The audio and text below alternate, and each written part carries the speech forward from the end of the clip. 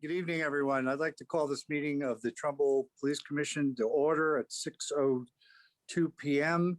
Can we take a moment to give the Pledge of Allegiance, please? I pledge allegiance to the flag of America and to the republic for which it stands, one nation, under God, indivisible, liberty and justice for all. I'd like to also take a moment of silence for deceased police officers and emergency personnel.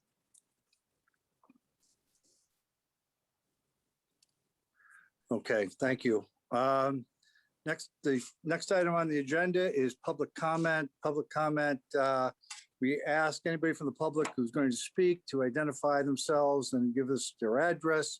And there's a 2-minute limit on any speaker. Do we have anybody from the public like to be heard?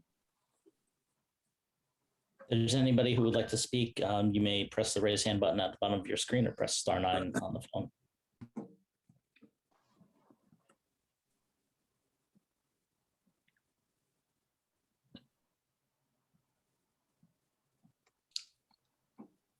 Mr. Chairman, there does not appear to be anybody who wishes to speak.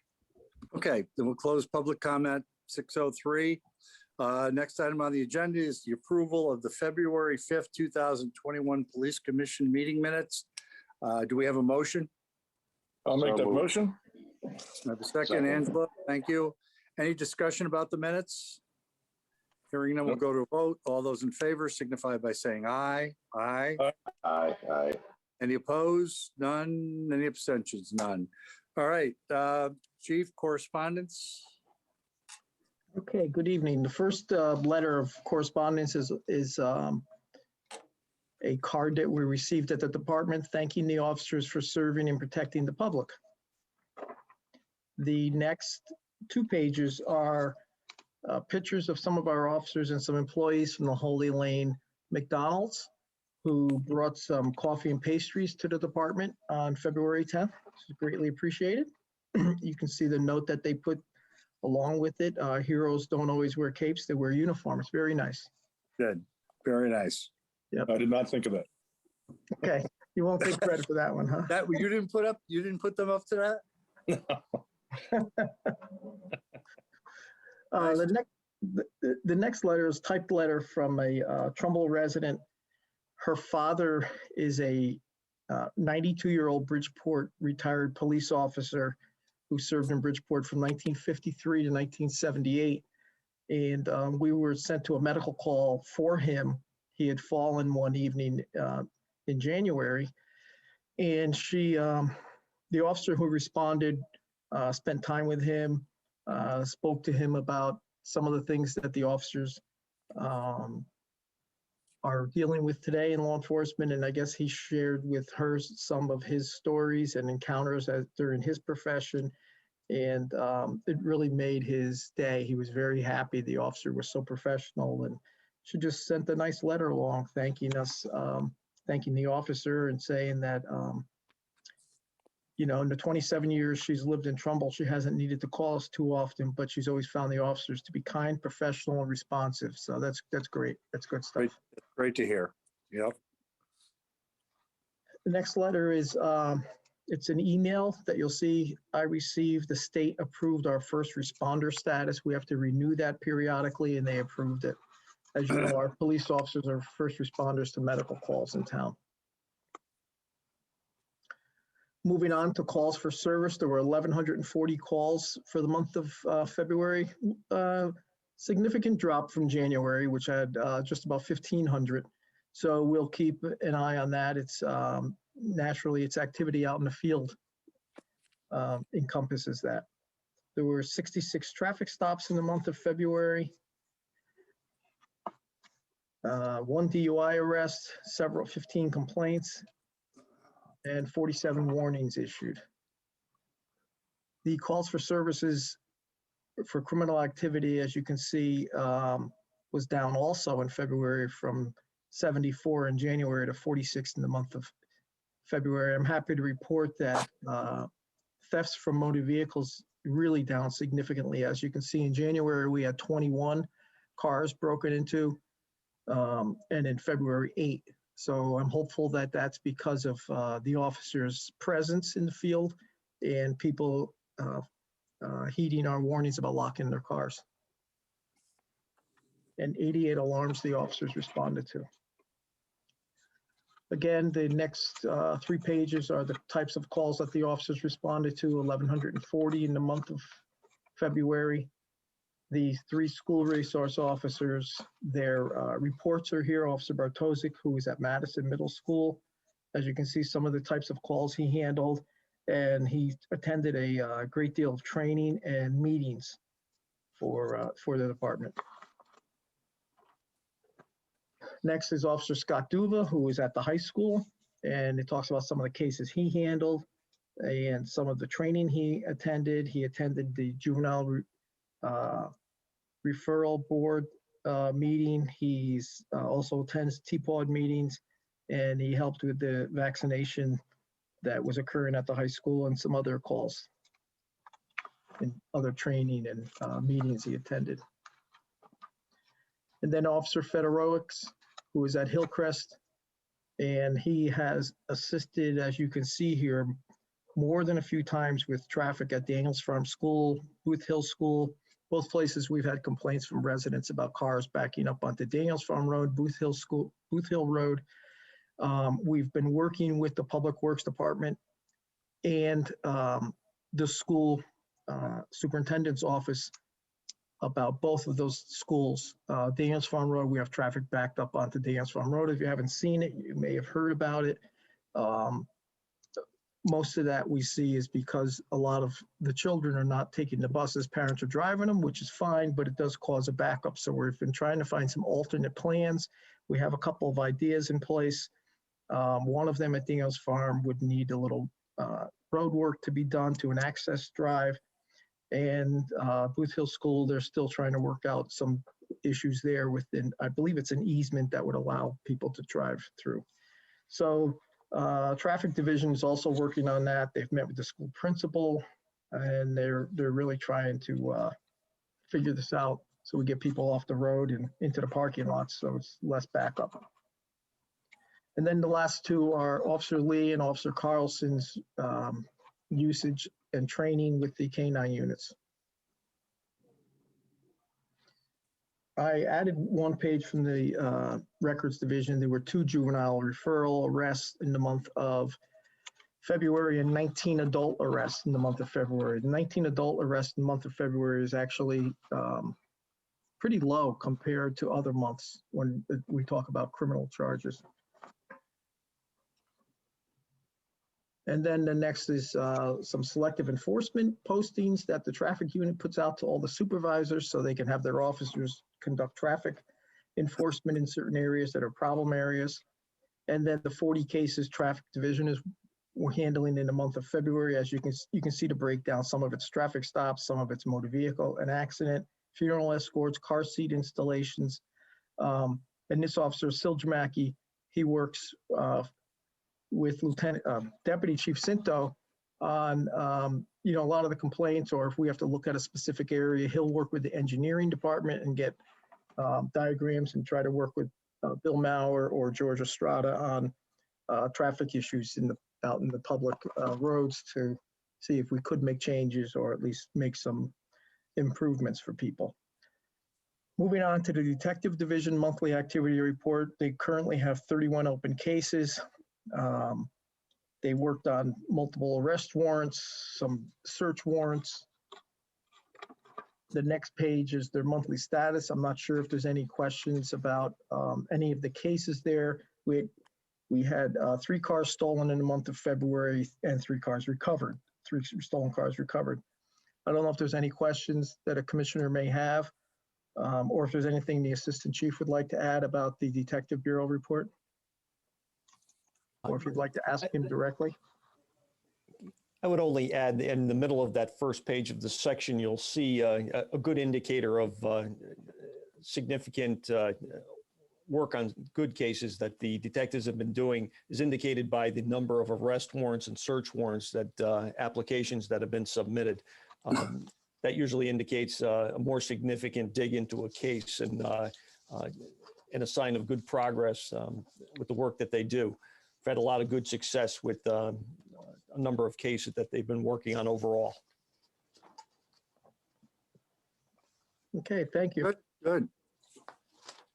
The training division is the next page. You'll see the training that we've sent officers to.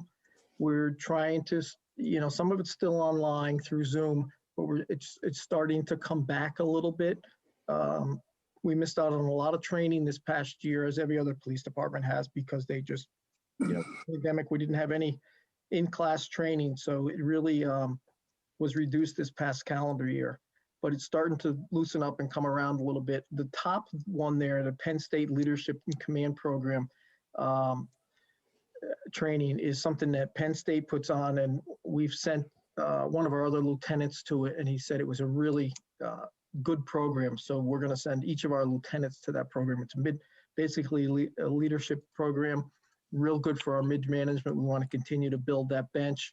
And as you can see, Lieutenant Allen attended it recently. Let me ask you something, Chief.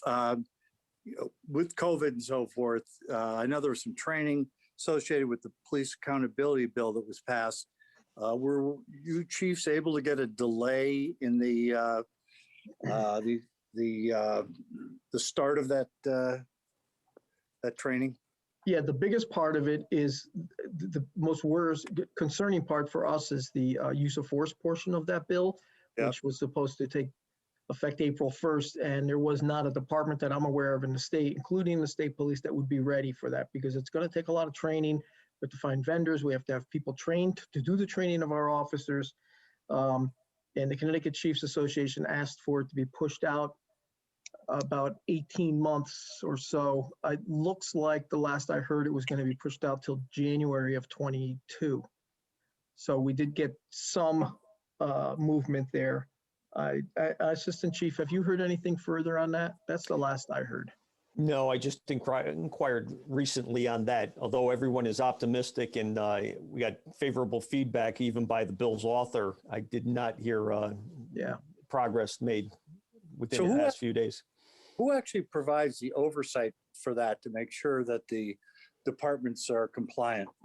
Well, Post would do that. We would have to send our training records to Post indicating that the officers received the training. So if we trained people here to train in use of force, which we do have people who can do that, but they're going to have to be retrained themselves. So I can tell you there's a subcommittee with the Post Council that is trying to develop throughout the state use of force trainers to come up with a training document that Post would have to, first of all, approve to say that it meets the guidelines of the police accountability bill.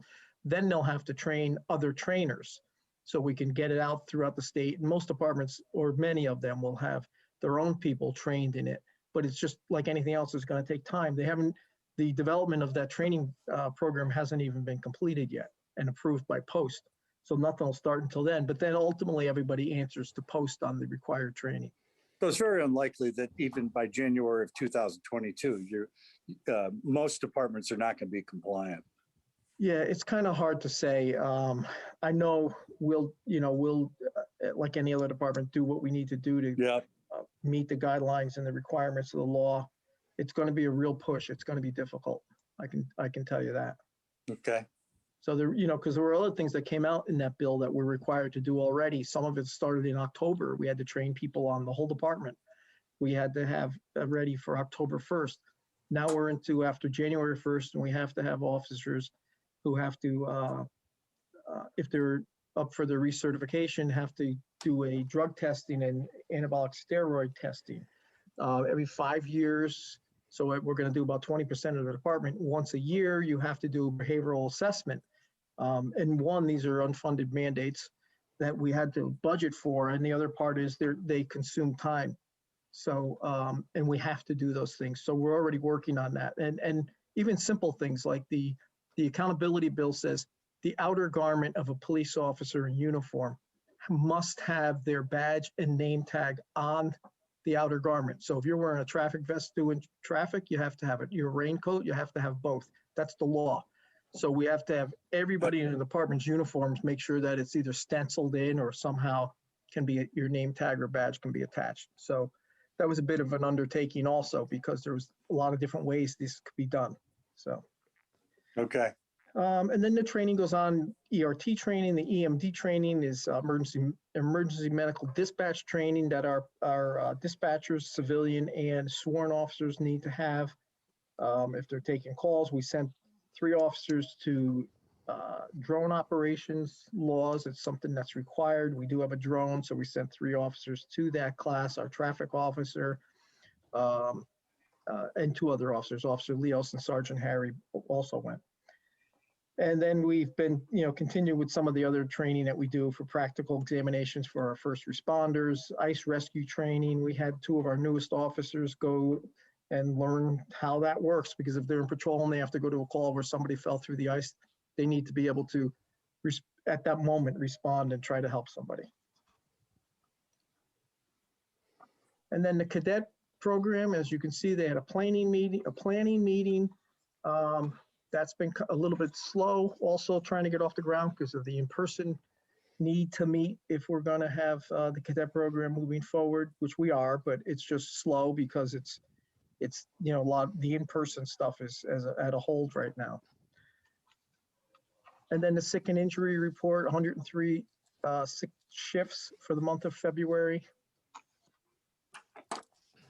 The next page is the budget status, where we are year to date.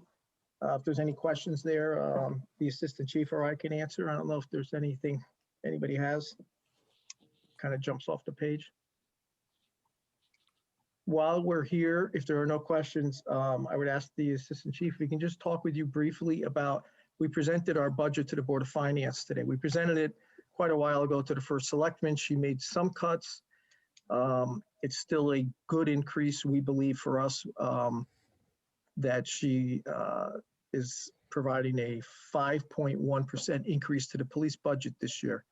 And then today we presented to the Board of Finance. So if there's any questions, or I could ask the assistant chief to talk a little bit about that, if you would. Sure. At one of our previous meetings, I did provide a summary of what our accounts look like with our proposal. I think in all the years that I've looked at our budgets and our requests, I think it was a very reasonable package that we put forth. As I explained at an earlier meeting, with the contract settlement just from last year, the only line that had significant increases was our full-time salaries, which you'll see by this page accounts for at least 3/4 of our entire budget. So as you're looking at this year's progress, you'll see that we're slightly overspent there, and that's primarily due to the fact that we're drawing from rates that were based on, that are 2 years old. So when we put forth this package, I think we were fortunate in the return that we had from the first selectman with the 5.1% increase. Again, that's primarily due to the budget salary adjustments. And there is, with some other minor reductions, I think we've come out pretty well, and it's certainly something that we could live with. This year, although we're tracking slightly ahead, we certainly have learned to squeeze the value out of every dollar we have. And by my projections here, I think we'll be very close to where we should be at the end of the year. We're approaching the fourth quarter now, and we've done quite a bit of forecasting to ensure that we get done what needs to be done with the dollars that we have left. I'll certainly entertain any questions specifically if you like. no, I think you've done a good job, both of you, managing the budget. So I'm pleased that the town gave us the increase that you got. So hopefully we'll be able to fill some positions, and we can cut down on some of the overtime. Yeah. Good job, though, both of you. Thank you. Thank you. And that's really all I have, if you'd like to move on to new business. Well, we have old business, the building renovation update. Sorry about that. Glenn, you're on again. Sure.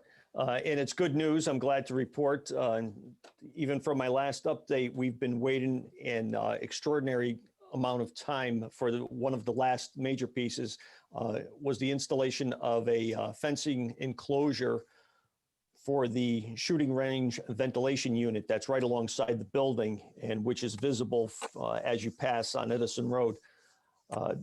That fence was installed and just completed as of today. The building committee will have their next update tomorrow evening. And we will address a couple very small pieces of finishing work that need to be done in the shooting range. And we'll be planning very shortly to close out the project. Okay, good. And when do you expect to close out the project? You know, I think at some point, now, obviously with COVID, we can't do it now, but at some point, I think we talked about having an open house for at least the Board of Finance and Town Council and so forth. So, you know, just to have them come in, but we'll wait. But when do you expect we'll be completely signed off? Well, I don't want to speak for the availability of the public works and personnel, but the last two pieces depend on their availability and some materials we need to obtain for finishing the range. But I would certainly think our appearance at the town council for that purpose would be within the next 2 months. We will be able to do that. Oh, and yes, I'd like to see that tour completed because I think we have a lot of success here and with what's been accomplished in the locker room and that entire level. Okay, great. You know, the other thing I just came to mind is, you know, a lot of folks in town don't have an opportunity to do a tour of the police department. And maybe if somebody has the capability, we can do you know, do a video walkthrough. So we, you know, maybe a short 5-minute, you know, thing to take a look so taxpayers can see where their money's going. Be glad to host that. Yeah. Okay. Maybe we could set something up with our Trumbull Community Television. There you go. Yeah. Sounds like she's in favor. Yeah. Good idea. Okay, great. Thanks, Glenn. Appreciate your oversight. Commissioner Magliocco, thank you for your leadership on this. Appreciate it. Under new business, discussion consideration of Deputy Chief Len Sinto's contract extension.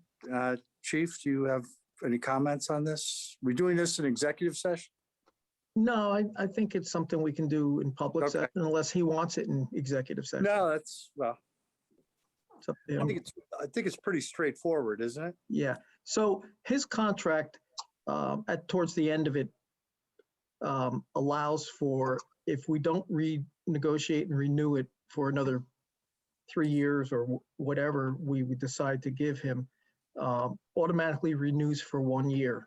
So that's the time frame we're in right now. So that's an automatic renewal.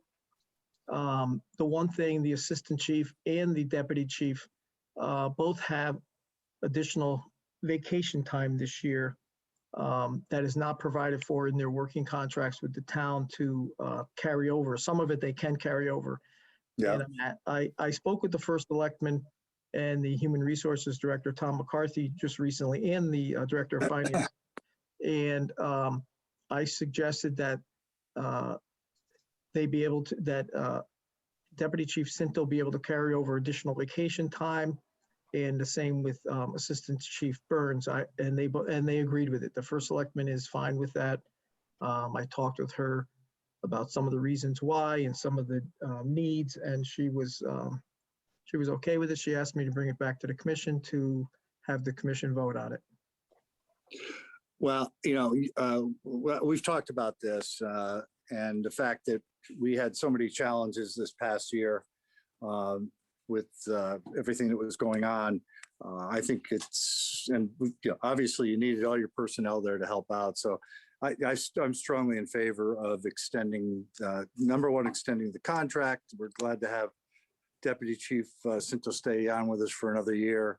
And secondly, to approve the the carryover of their vacation and time. So yeah, I would entertain a motion to accept both those propositions.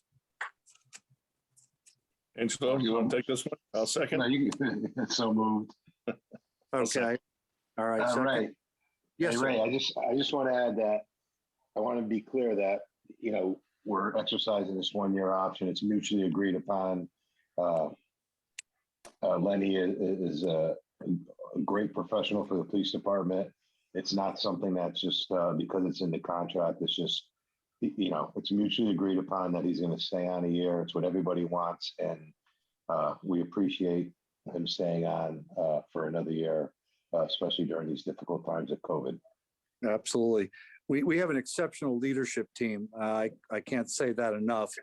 And we really appreciate what they do for the department and the town. So no, there's not even a hesitation on my part to recommend that the deputy chief Sinto stay on for another year. We're glad he's willing to do it. Okay, so we have a motion and a second. All in favor signify by saying aye. Aye. Aye. Any opposed? None? Okay, we're at the end of the agenda. A motion to adjourn. I'll make that motion. Second. Okay, all in favor? Aye. Aye. Okay, very good, gentlemen. Thank you all. Thank And you. have a good evening. All right. Take care. Thank you. Bye-bye.